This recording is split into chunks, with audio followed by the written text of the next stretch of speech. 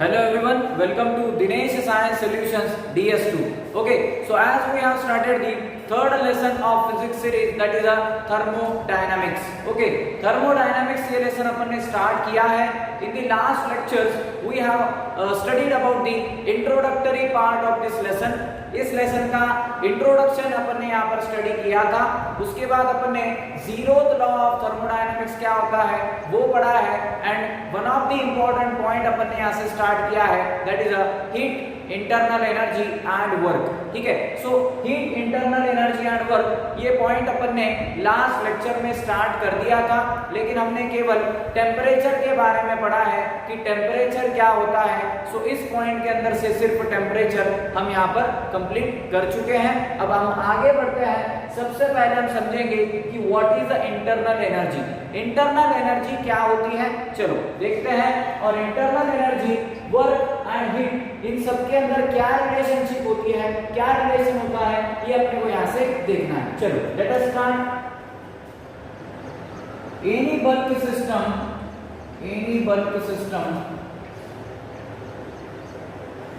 made up of number of molecules. देखो क्या meaning हुआ इसका. कोई भी बल्क सिस्टम आप कंसीडर करोगे, कोई भी बड़ी सिस्टम या फिर छोटी सिस्टम अगर आप कंसीडर करते हो, है ना, कोई भी सिस्टम अगर आप कंसीडर करते हो, सिस्टम यानी कि क्या, जो अपने को नोन है, जो अपने को पता होता है उसे हम सिस्टम कहते हैं. थर्मोडायनेमिक्स के लैंग्वेज में जो अपने को पता नहीं होता हम उसे क्या कहते हैं, हम उसे सराउंडिंग या फिर एनवायरनमेंट कहते हैं. ठीक है, so system is made up of number of molecules. Okay, कोई भी जो सिस्टम रहेगी वो मॉलिक्यूल्स की बनी हुई होती है. नंबर ऑफ मॉलिक्यूल्स उसके अंदर कंटेन करते हैं. ठीक है, नंबर ऑफ मॉलिक्यूल्स उसके अंदर रहते हैं. ओके, सो इंटरनल एनर्जी का डेफिनेशन मैं किस तरीके से लेता हूं. देखो इंटरनल एनर्जी क्या होती है. Internal energy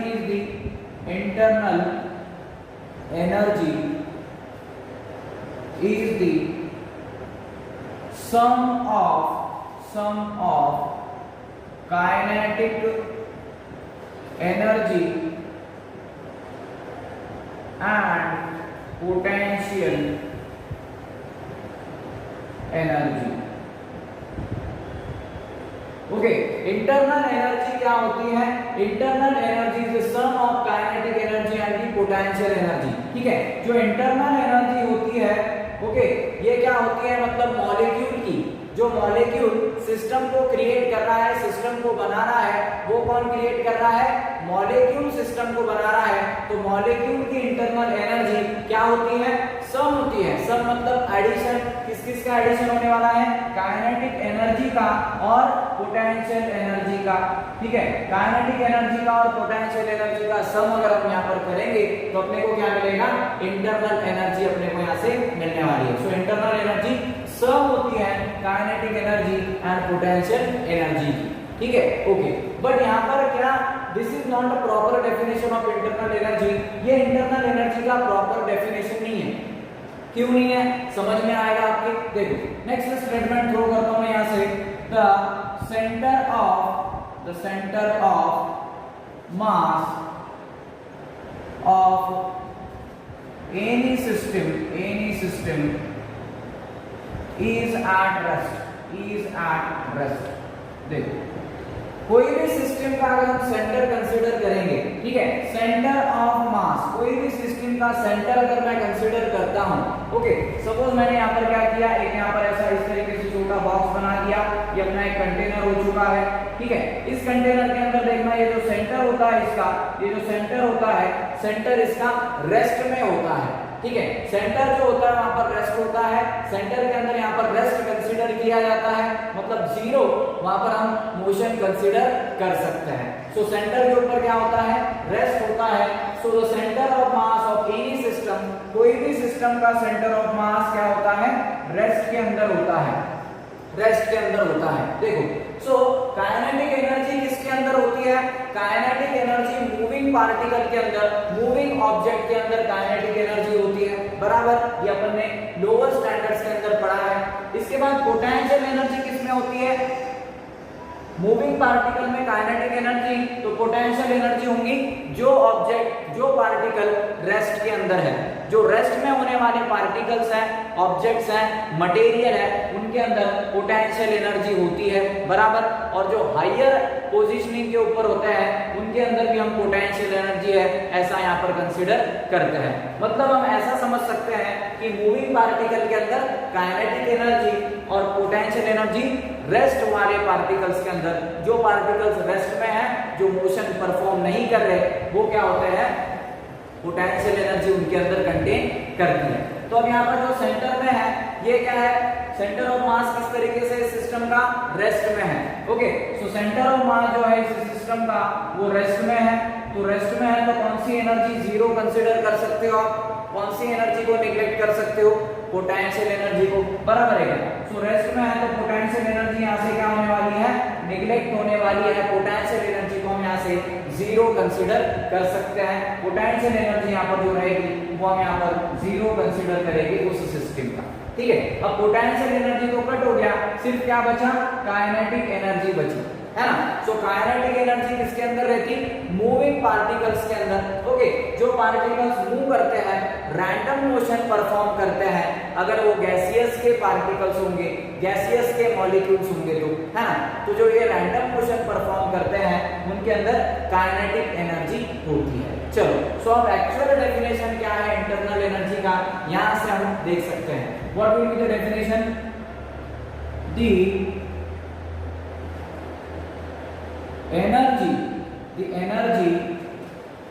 the energy due to the or the energy associated, that will be more better here. Okay, the energy associated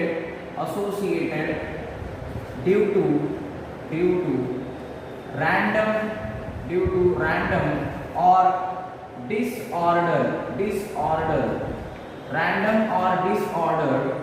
random or disordered motion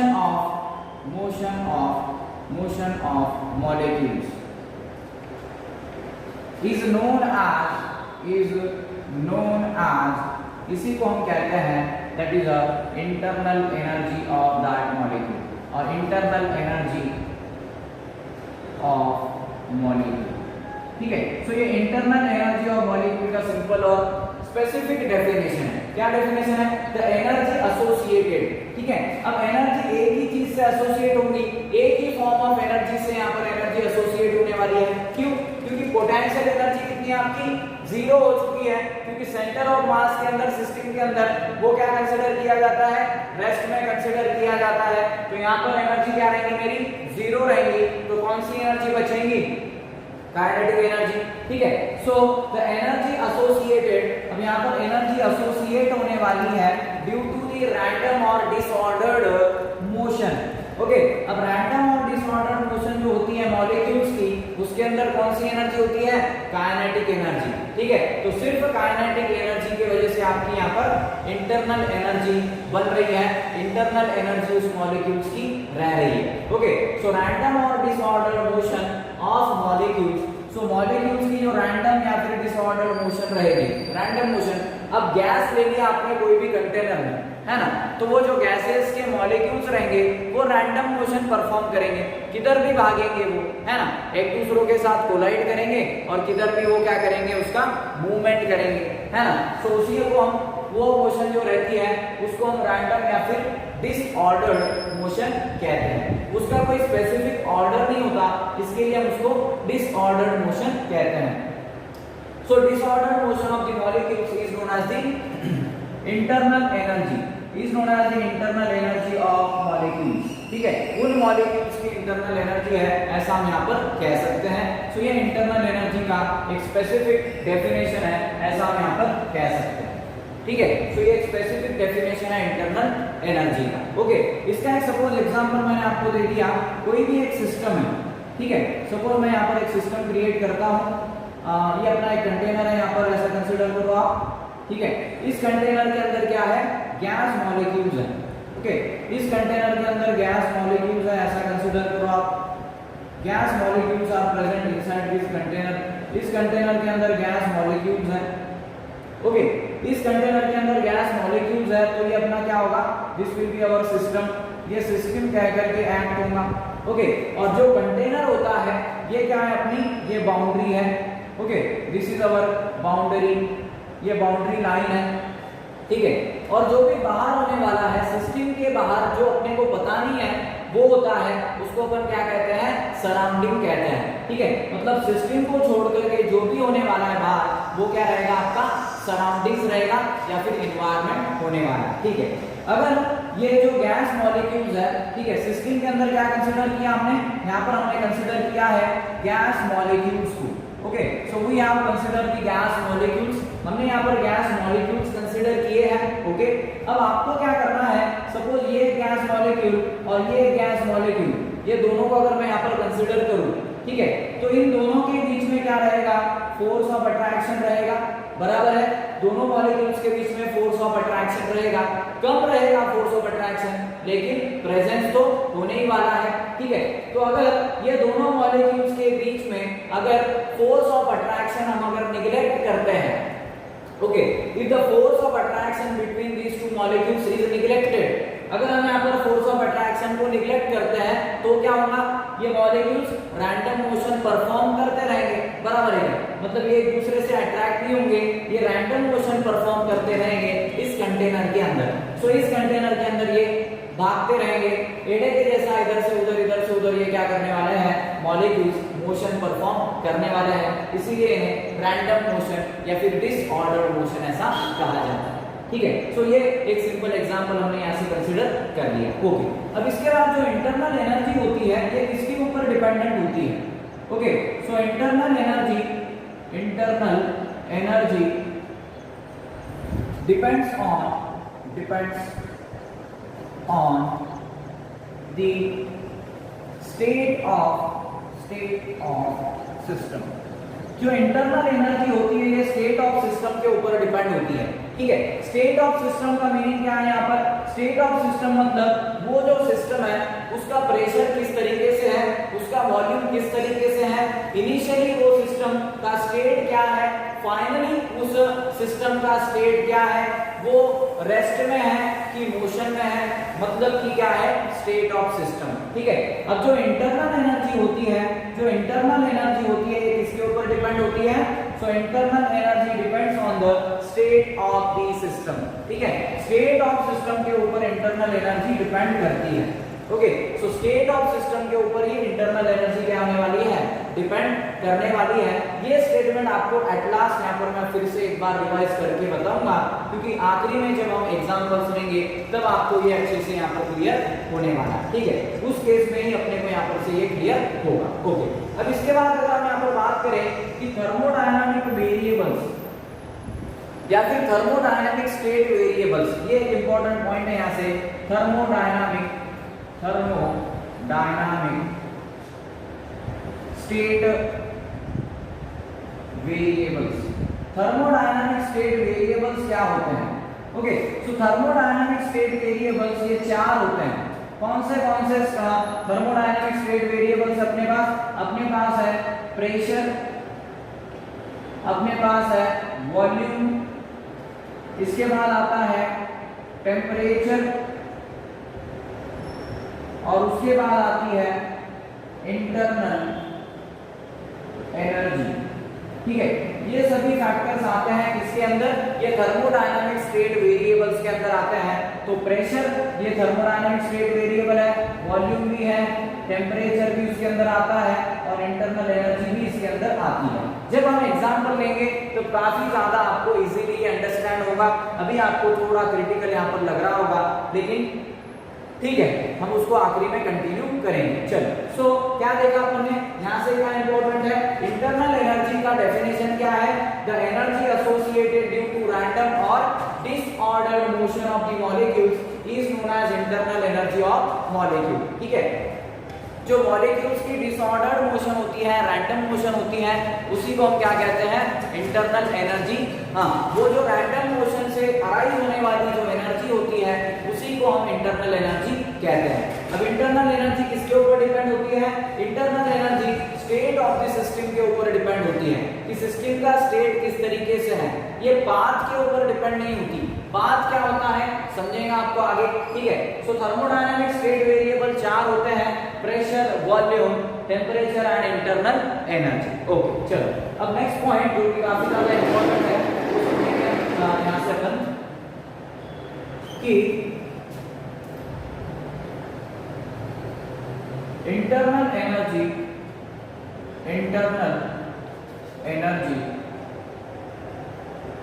can be changed by, देखो अब जो internal energy होती है, internal energy क्या होती है आपको clear हो चुका होगा। इसको हम चेंज कर सकते हैं क्या? इंटरनल एनर्जी को हम चेंज कर सकते हैं क्या? बिल्कुल कर सकते हैं। किस तरीके से कर सकते हैं, कौन से वेज है उसके बारे में अपने को देखना है और वहीं से ही हम रिलेट कर पाएंगे कि work, internal energy and heat इनके अंदर रिलेशनशिप क्या है, ठीक है। चलो सबसे पहले मैं यहाँ पर क्या करता हूँ, सबसे पहले हम यहाँ पर एक सिलेंडर कंसीडर करेंगे। ओके एक सिलेंडर में यहाँ से कंसीडर करता हूँ। Suppose we will consider one of the cylinder, एक सिलेंडर अपन यहाँ से कंसीडर करते हैं इस तरीके से। Okay so this is our cylinder.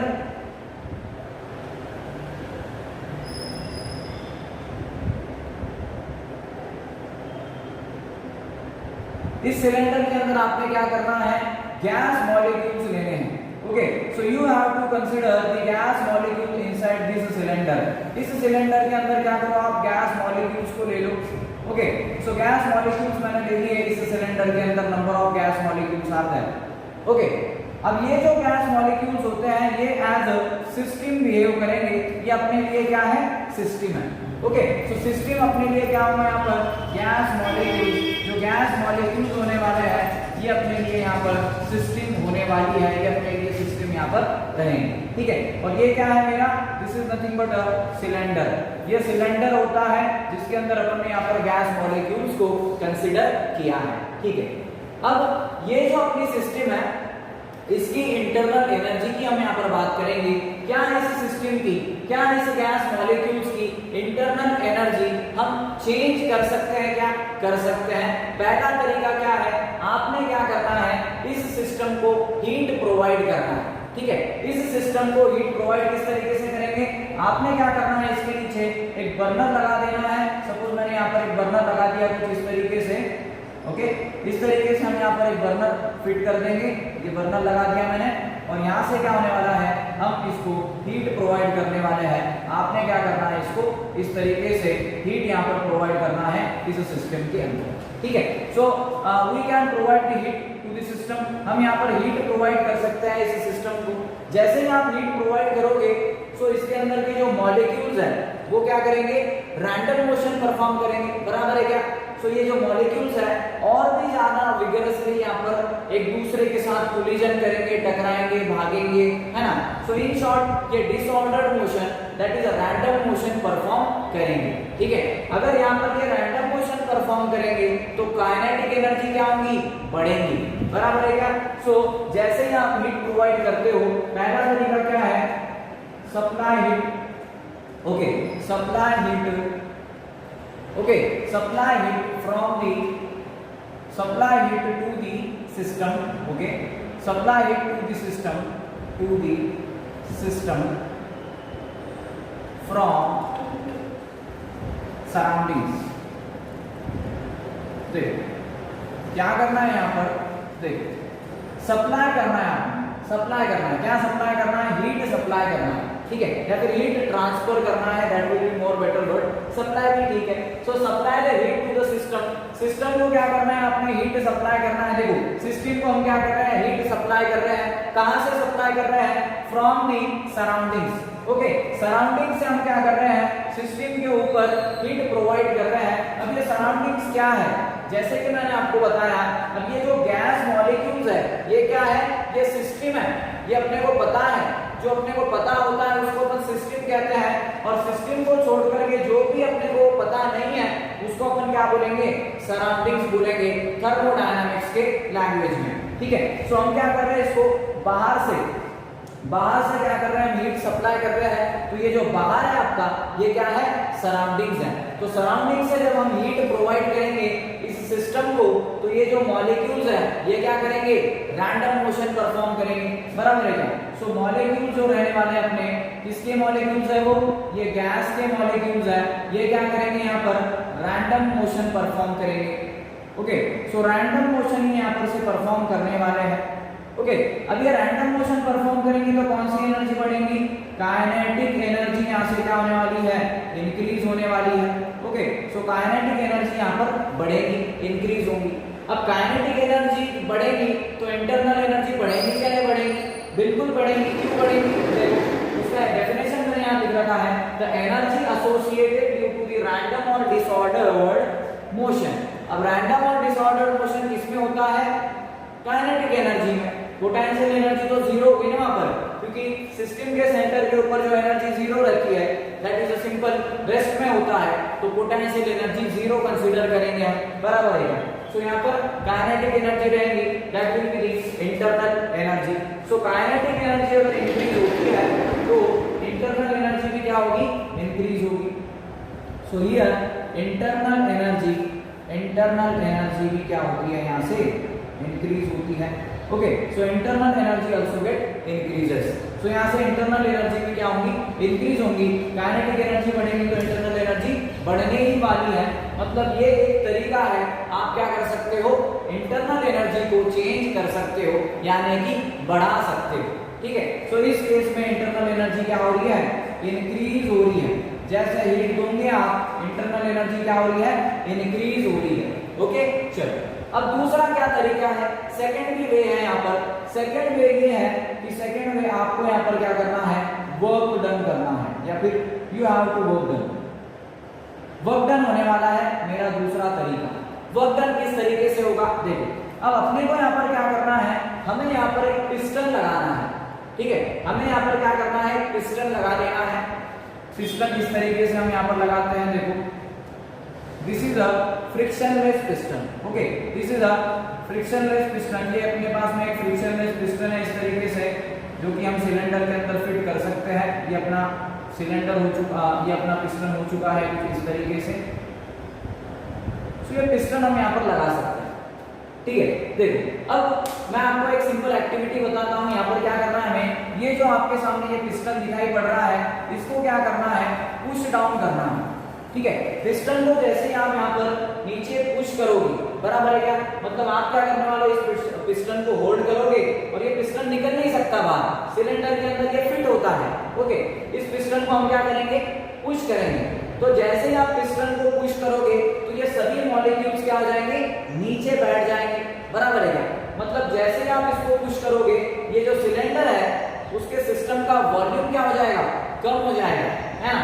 और ये जो पिस्टन रहेगा ये नीचे मूव करेगा तो मॉलिक्यूल्स नीचे रैंडम मोशन परफॉर्म करेंगे। ओके, चलो तो ऐसा इमेजिन करो आप कि ये जो पिस्टन है मैंने नीचे खींच दिया है, इसको नीचे इसको मैंने पुल कर दिया है।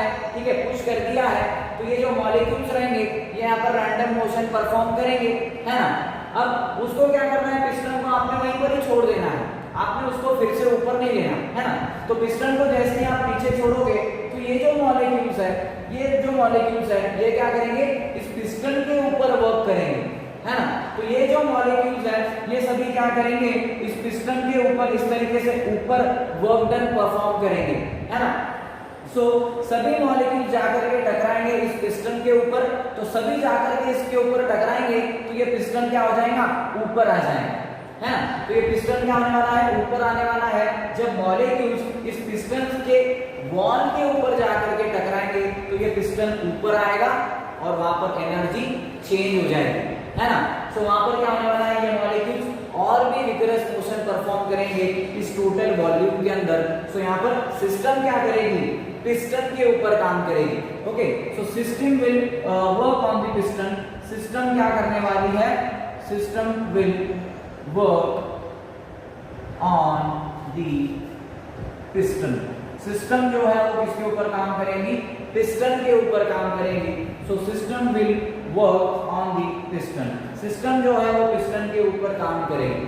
अब पिस्टन मतलब कि क्या है, पिस्टन जो है वो सिस्टम में आता है क्या, नहीं, सिस्टम के अंदर क्या है, सिर्फ गैस मॉलिक्यूल्स है।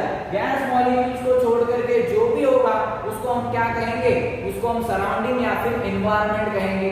तो इस पिस्टन को मैं लिख सकता हूँ क्या, सराउंडिंग्स, है ना, लिख सकते हैं।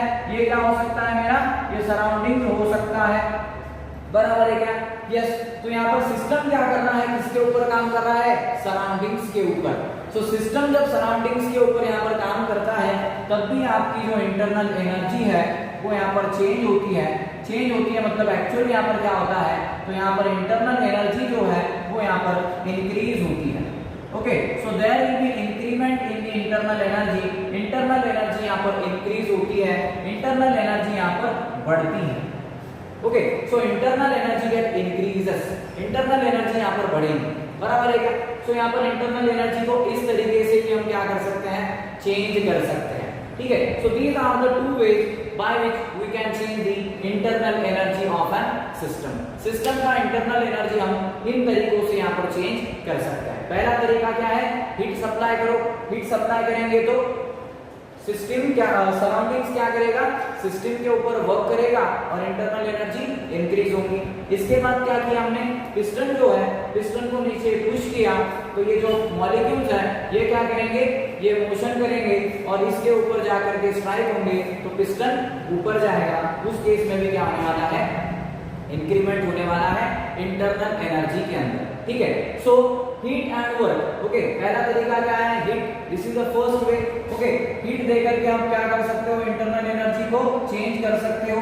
इसके बाद में आप वर्क परफॉर्म करके, काम करके क्या कर सकते हो, इंटरनल एनर्जी को चेंज कर सकते हो। सो वर्क एंड हीट ये दोनों भी क्या है, these are the modes of energy transfer. Okay, work and heat दोनों भी क्या है, मोड्स ऑफ एनर्जी ट्रांसफर है, जो कि प्रोवाइड करके हम क्या कर सकते हैं, इंटरनल एनर्जी को चेंज कर सकते हैं यानी कि इंक्रीमेंट कर सकते हैं। So heat and work both are the modes of energy transfer in order to change और increase the internal energy. Okay, so ये जो तीनों टर्म्स है इस तरीके से कोरिलेटेड है, ये अपन ने यहाँ से स्टडी किया है कि heat, internal energy and work ये तीनों एक दूसरे के साथ किस तरीके से यहाँ पर कोरिलेटेड होते हैं वो अपन ने यहाँ से कंप्लीट किया है। ओके, सो नेक्स्ट लेक्चर के अंदर हम देखेंगे कि फर्स्ट लॉ ऑफ थर्मोडायनामिक्स क्या होता है, स्पेसिफिक हीट क्या होता है। Okay, so today we shall stop over here, next part will continue.